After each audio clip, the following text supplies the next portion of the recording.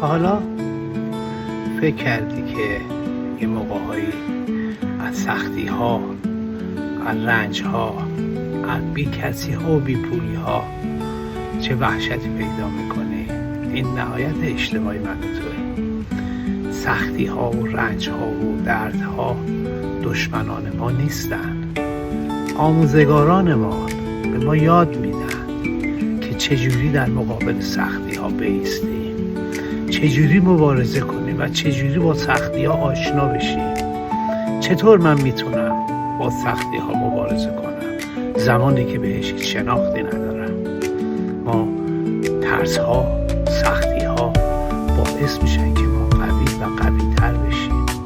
پس از ترس ها نترسید، وحشت نکنید و دشمن خودتون ندونید، چرا که این سختی هاست که باعث میشه که درهای پیروزی رو یکی یکی به روی خودمون با دست های خودمون باز کنیم.